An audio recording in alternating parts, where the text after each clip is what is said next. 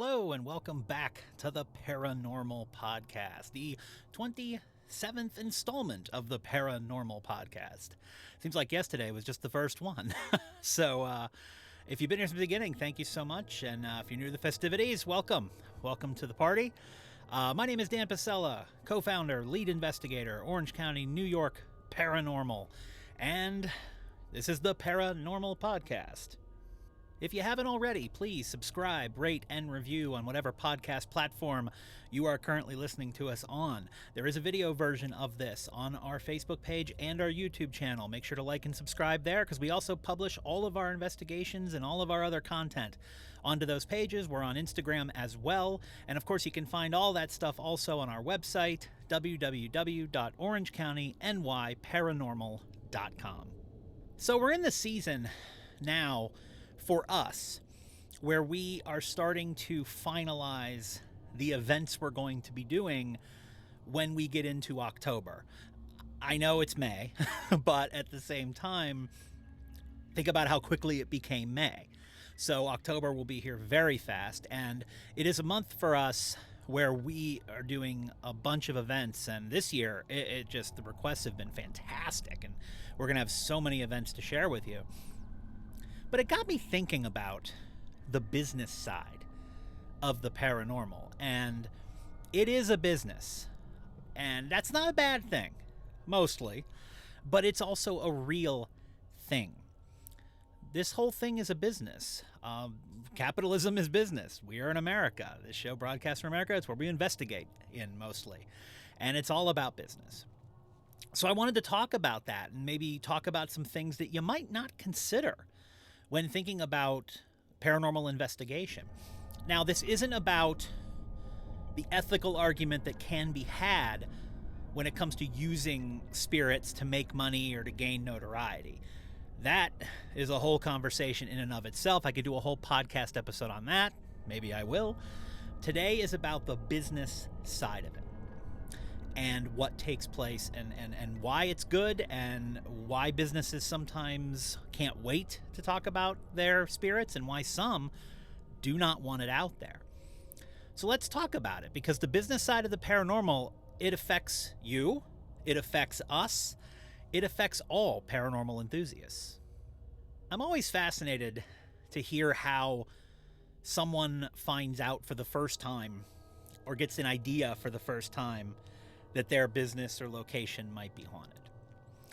And it has to be a fascinating moment to be in. I'm going to reference this episode again, I'm sure, but go back and check out the episode of the podcast where we interviewed Tim and Tracy Purcell from Grapevine Farms, because they tell the story about when they first realized it. And it's an interesting moment, but once you've had that experience or whatever has made you realize there's something going on here, historical societies, museums, businesses, you find yourself to be haunted, and when you find yourself there, you have a choice you have to make.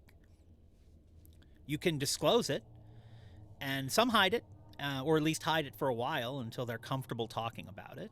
Once again, Tim and Tracy, that episode of the podcast, Grapevine Farms, that's what they did. They weren't sure. And we'll talk about reasons why some businesses and museums and historical societies are slow to disclose that.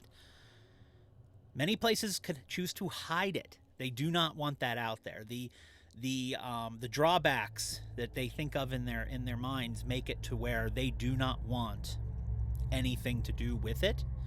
And that a lot of times comes down to the belief systems of either the owners of the location, the managers of the location, and what they believe. Because if you are someone who doesn't believe in any of this, you're not going to subscribe to the notion that anything is haunted, let alone the location you spend every day in.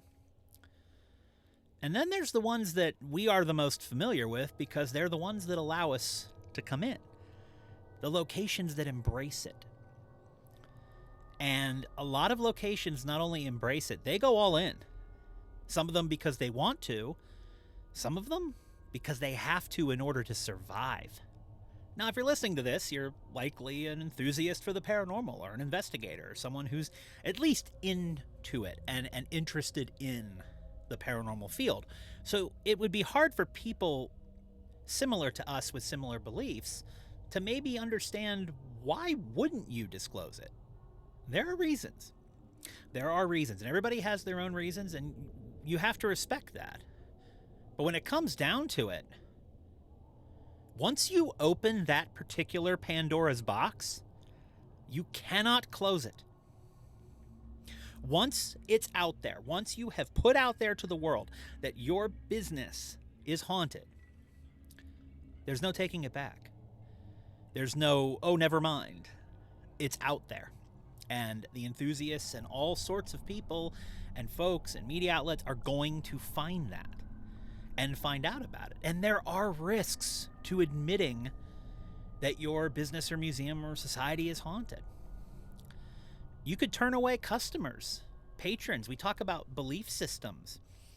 People will not sometimes go into a place because they're either really scared of it or they're scared of what might happen. Maybe they've watched a little too much paranormal television and they think spirits follow you home all day long. And we've talked about how that isn't a reality. It happens, but it's not the everyday reality. But for whatever reason, it can hurt your business with some people to admit this. And I'll tell you, almost every location that we've investigated that is a business of any kind will tell you there are people who say they will not go there because they're, I guess, afraid, it might be the best word, of not only the spirits, but what can happen around them. You know, it can cause issues with employees too. Do you want to work in a haunted place? Of course. We would, absolutely. You probably would too. But not everybody's like us. So you limit your hiring. You limit the amount of people. I talked to Tim and Tracy about whether or not they disclose that it's haunted. And their answer was very interesting on that. You could also draw some unwanted attention. And by that, I mean, just, there's a lot of people who do what we do. There's 10,000 groups out there doing it 10,000 ways. And, you know, it's not always the groups you're going to get attention from. Local media, newspaper, magazines in your area, they'll latch onto that stuff, especially in October. And if you're slightly hesitant and you don't want that, that is unwanted attention. You know, the old saying that any publicity is good publicity. Well, you know, the person who said that isn't working in a haunted place with people accosting them all day long about their ghosts and asking them questions about them. And the drawback can be, if you don't want this, if you don't want the paranormal community inquiring or wanting to investigate or wanting to come in, that's a drawback. If you want that, fantastic. And honestly, some of the people we've become the best friends with, we've met through their willingness to share their location and open their location up to people like us. But if you don't want it, don't let it out there, because once it's out there, as I said, it is out there. The other part of choosing not to disclose it that I find interesting and very true in some places is that you can only hide it so long, because if the spirits want to be known or heard, they will be.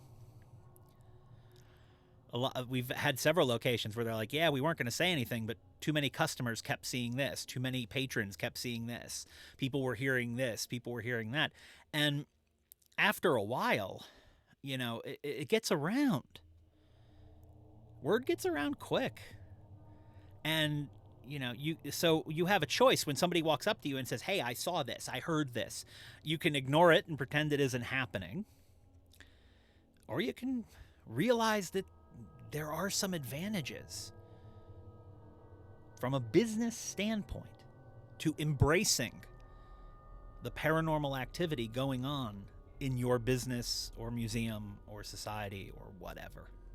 An aspect of this that people also don't think about, and another reason why people can be very hesitant to not only admit it, but also to allow paranormal investigations to occur in a location, is because once you know, you know.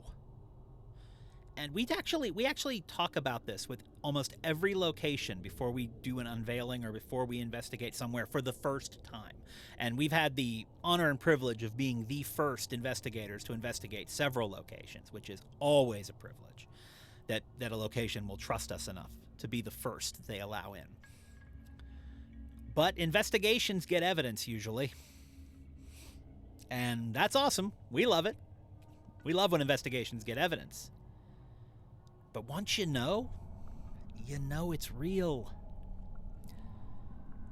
We warn every location about it. Because it's one thing to think that you hear something or somebody told you they heard something.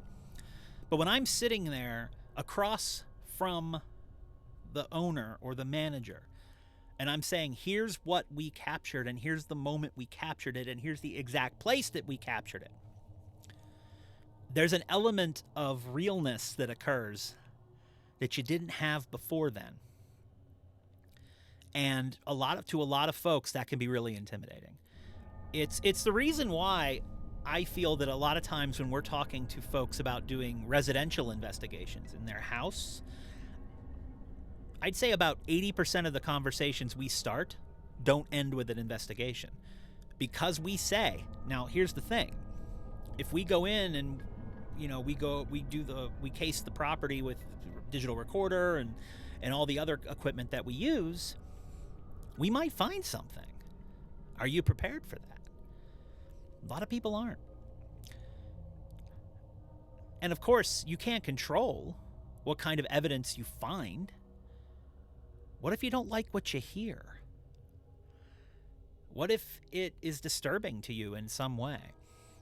You have an angry spirit that you didn't realize before was angry. You have a spirit that doesn't like people, like David Hiltz up at Grapevine. Doesn't love people. Now, David kind of gives that off, and people have sensed that, but what if you didn't know? What if it was just like, there's a weird feeling on the second floor, but I don't think much of it. And then all of a sudden I have a voice on a digital recorder saying, get out. They're very different things. From having someone explain it to hearing it for yourself is a very different thing. Sometimes the evidence we find is tragic and sad. There's an element of sadness some people attach to investigating the paranormal, and I understand it. A lot of the times the spirits we're talking to we're not sure why they're here. Nobody really knows why they're still here, but they seem attached to a place due to some reason that is not altogether happy. And it can overwhelm people. The one that comes to mind for me, and you can check out the video on our YouTube channel or Facebook page, is the Wayside Irish Pub. They thought there was a girl upstairs that had committed suicide. They thought her name was Sarah. They didn't really know. Then we come in and we caught that female voice on the spirit box in the exact room that she was rumored to have hung herself in. And it's saying Sarah. And that voice, it had a sadness in it. And all of it, that whole area had a sadness to it when it pertained to that particular spirit. And the owners of that location were grateful to know it. But what would you be? Let me know. Leave a comment. What would you think if you had a business, and now the rumor of someone who met a tragic end, that they're still here, and then all of a sudden here comes Dan with his laptop playing you 3 voices through the spirit box, clear as day, saying the name of that spirit and just giving off a very sad vibe. There are some things people don't want to know. We love to know it. We want to know them all. We want to help. We want to learn why she's there, why she's sad. What can we do to help you? That's how paranormal investigation should work. But man, we come home after that. The people whose locations we're investigating, they work there. In some cases, they live there. And you have to understand how different that is and the difference that it makes. And why some people don't want the knowledge. And one of the other reasons people don't disclose is crazy people. I don't know how else to say it. Overzealous people who it comes with the territory. It just does. You should see my email inbox every week. We've had our share. I've heard it all. I've seen it all. And most people who own haunted locations know it all and see it all too. We get texts from people we know and locations we go to saying, hey, this is an interesting thing that happened today. Somebody came in. And look, everyone is entitled to believe what they believe. Okay, you're entitled to your beliefs. I'm entitled to my beliefs. But, going around and just pontificating them and telling, well, you had paranormal investigators here, so you're going straight to hell because, God doesn't like this. And a lot of religious, we've had that. I've been told many times where I'm going to go after this is all over. Because I dare to, spit in the face of something that this person, feels should not be trifled with. And that's fine. There's a nicer way to say it than telling me where I'm going. But they'll walk right into the business and tell you what's up. And I'm not talking about any particular one. Religions, all faiths have people who are dead set against this kind of thing and harbor a resentment toward anyone who embraces it. And that's scary to some business owners. You'll have people accuse you of faking it to make money. Even if you don't make any money, I get accused of faking stuff all the time. We don't make a dime off this. An actual business happens all the time. And most of the time, at least we've never met a business where it wasn't true when we investigate. But there are places out there, I have no doubt, that are faking it. But that doesn't mean everybody does. And they have investigators come in, and if they have evidence, you can choose to believe it or not. But to come in, to have a visceral reaction and just accuse somebody of making it all up for money, there's a story behind every location and why people want to know. And it's never been about money for any of the folks we've partnered up with. A recent phenomenon of things that owners are starting to get skittish about are not ghost hunters, but click hunters.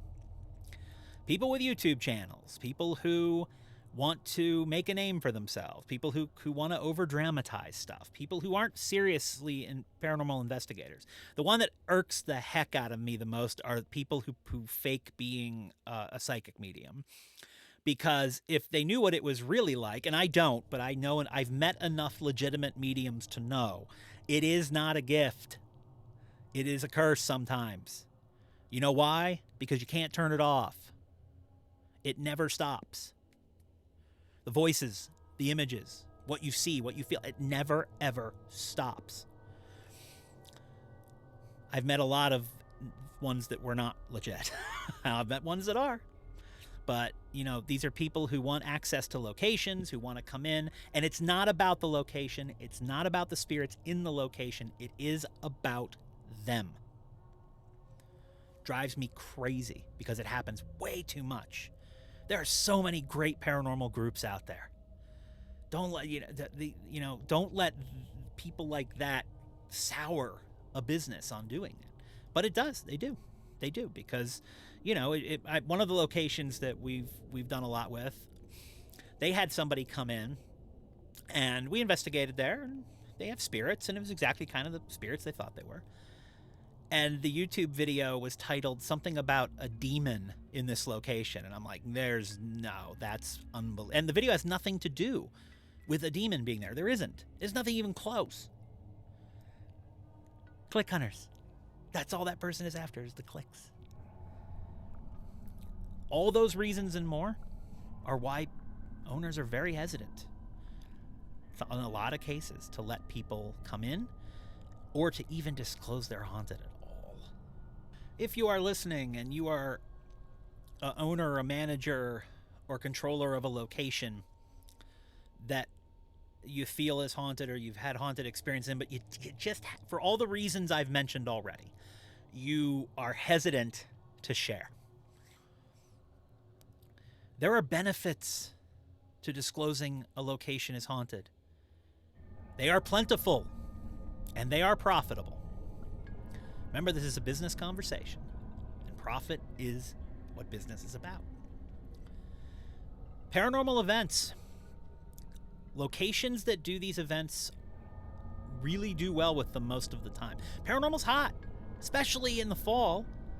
Events are popular. Hosting them is an amazing way to do a fundraiser for museums and historical societies. Businesses use the extra income to supplement during tougher times. If there weren't financial benefits, there would be none of these things. Let's not kid ourselves. If a business didn't benefit financially from having a ghost hunt event, we'd be sitting at our house the entire month of October. It's what it's about, and we get it.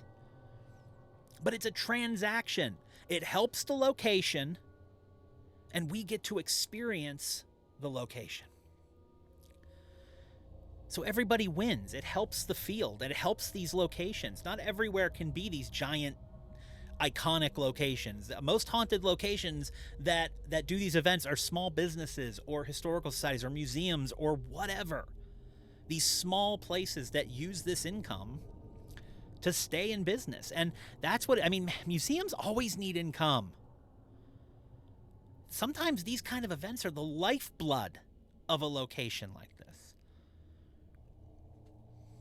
There have been locations that used to do a lot of it, and so they change hands, and the management changed hands. They go, I don't want to do that anymore. Next year, they're like, hey, why didn't we make nearly as much money? Because we didn't do ghost hunt events, or we didn't take advantage or embrace all of the things that this location. And by the way, museum is about history. Paranormal investigator, we're just trying to talk to history. So it all comes together. You raise money. You get people through the door. It raises awareness. And then guess what? The next event you do, you have more people coming. You have more people coming in on Saturdays. Maybe a couple people buy a membership to the museum to come in whenever they want. The charity opportunities. We love doing events for charity. Last fall, we did the Finger Lakes Community Action ghost hunt building, and all the proceeds went to that. Everything went to that. We even gave away some of our own swag there for them to raise some additional money with a raffle. It was great. Raised a good amount of money. Raised a lot more money than a bake sale would have. And it was easy. We came in, we set up, we did the event, we met some awesome people for a good cause. But understand, I'm not exaggerating the importance of this. Some historical locations would not exist anymore if they weren't haunted and they weren't doing tours and taking full advantage of the fact that they're haunted. And a lot of these are iconic locations, like Rolling Hills, Hillview Manor, and so on and so on and so on. Places you've seen on television, heard about. Rolling Hills Asylum's an amazing place. It's where our journey began. Take the spirits out of there, and it's a condemned building that probably was torn down 30 years ago. All that history, all of the people who lived in that building, forgotten. But because the folks who own that place have allowed their lifeblood, the people coming in every day, every night, doing events, doing whatever they can do, it keeps that building alive, it keeps those spirits going, and it gives the spirits a place to go. Yes, it's about business. But if they can't afford to keep that building operational, someone's going to buy that land, tear that building down, and put up an apartment building. The only reason some of these historical places still exist is because the paranormal business is profitable and allows them to. Even paranormal investigation is kind of a business. I mean, man, all these paranormal TV shows out there, those guys make money. I mean, in the episodes where they're just, they follow them around a little bit, like, make them the normal lives. Look at the cars they're driving. They're doing pretty well. And that draws people to the field too. It draws them for the wrong reasons, but it draws people in. But those stars also contribute in some ways to helping fundraise and keep locations going. I mean, just recently we posted on our Facebook page, there's a theater, the Paramount Hudson Valley Theater down in Peekskill. They're having one of the stars of Ghost Hunters coming in, and and they want to use it to raise money for the theater. So they reached out to all the local paranormal groups, said, "Hey, if you don't mind, would you share the link?" Absolutely. Absolutely. Love help. Even events we're not doing, we want to help. We want to have these kind of events and make them more numerous and more and because we want more of them. They sell out so fast. You can't have enough of them. You want to talk about money making? How about the equipment? Whoa. Equipment is very expensive. Too expensive, actually. And the reason it's so expensive is because there's not a ton of manufacturers doing it. I did a whole episode on the best and worst equipment and some of the tricks to save some money there, so you can go listen to that. I'm not going to recap it here. But Ghost Stop, Ghost St. Augustine, and countless other ones. All their equipment, they make a lot of money on that. It's an industry. It's an industry. It's not just the locations that are supported. It's also the people who are running these stores, who are making these things, these engineers who are inventing equipment, finding uses and increasing sales, like EM detectors. I bet you there's just as many K2 meters bought for their true purpose than there of finding energy in the house and where the wires are. I bet you there's just as many bought for paranormal investigation as there is for what the actual purpose of the product was when it was created. There are even some paranormal groups that partner up with locations. And they sort of like their live-in paranormal group. Happens a lot, actually, and that can be very good. When if a location charges, I don't agree necessarily with the group getting a cut, but everybody's different. My group is my group. Their group is their group. They do whatever they want. So, whatever you do, you boo. But some partner up, and do that, and that's good too, because you always have an investigator on hand. You have people you trust on hand at all times, and that can also be a really good step, not only to increase the amount of people coming through, which increases the income, but also to make sure it's being done right. And in the end, I think that's the reason why even locations that will gladly admit that they're haunted don't allow or are extremely hesitant to allow investigators. Because I think due to television, due to some bad experiences, and I've heard some stories, sometimes they're worried that they don't really know who or what they're inviting into their place. I have a couple of pieces of advice, if you will, for anyone who might own a location, might manage a location, that has this decision kind of looming. Things that I've watched locations do that have definitely helped and should help to assuage the fear of this. First of all, it's your location. You own it, you manage it, however it works for you, but take control of it. Most owners and managers don't realize this, but legally, the location owns all of the footage and any material that is shot or recorded inside their location. So if they don't want it to be published, it can't be published. So in that case, you can have investigators come in, and if you aren't happy with their methodology, if you aren't happy with the quality of the evidence, if you aren't happy with anything, if you think it's something that they're saying isn't paranormal, or is paranormal, isn't paranormal, or vice versa, take control. You are in control, not the investigators. It's up to you who you let in. And that's, I think, what a lot of, the idea of business and the idea of profitability with the paranormal would suggest that you should have people come in whenever you can. But you have to vet your investigation requests. And this is not done enough. And I like when locations do this. I like it because it helps me understand what is out there about us, because when a location has vetted us and then they still want us to come in, that's a point of pride. Should be for anyone. But not enough locations do this. They don't check their website. They don't check their social media. They don't check their Instagram. It amazes me, because all you have to do is go to any paranormal group's page and check out what they're posting, because how they represent themselves is how they're going to represent you. And if it fits into your value system and it meets with your requirements, you have found someone you should probably have come in. But if it's the opposite of what you want or what you're looking for or what you believe, there's 10,000 other groups out there. Take your pick. Go to another page. There are a lot of locations that I'm very happy to say that they're groups that come in. I always say that you should have multiple groups come in. There should be no one group locations.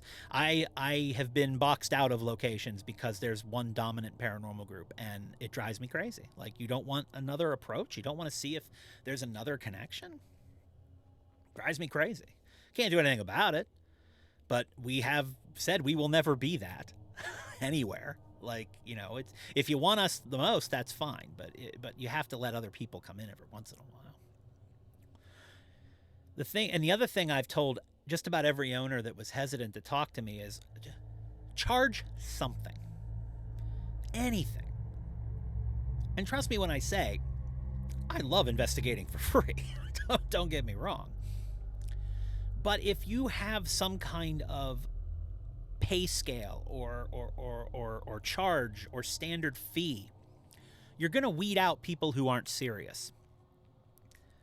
Because folks who are serious about paranormal investigation, they aren't going to mind paying some kind of fee to come in and after hours or on the weekend or whatever. And, you know, museums and historical societies that don't charge, that's insane to me. Again, I love investigating places and not having to pay out, but it's a donation. I am never happier than when I'm giving the donation to the museum for allowing us to go in, and then we create the video and the museum uses it to do more fundraising. I also think it's crazy that locations don't have waivers most of the time. That blows my mind. The iconic ones do. I'm pretty sure that Haunted Hillview Manor in Newcastle, PA owns my spleen for everything we had to sign to go in there. I'm pretty sure if you read the fine print, they do. If not, at least one of my lungs they own, because, man, there was a lot there. But when you have a waiver, if you don't want a certain thing done, put it in the waiver. Again, you can take control. And I think if more folks understood that they're the ones in control of what happens when an investigation team is in their location, I think we'd have a lot fewer people hesitant to do it.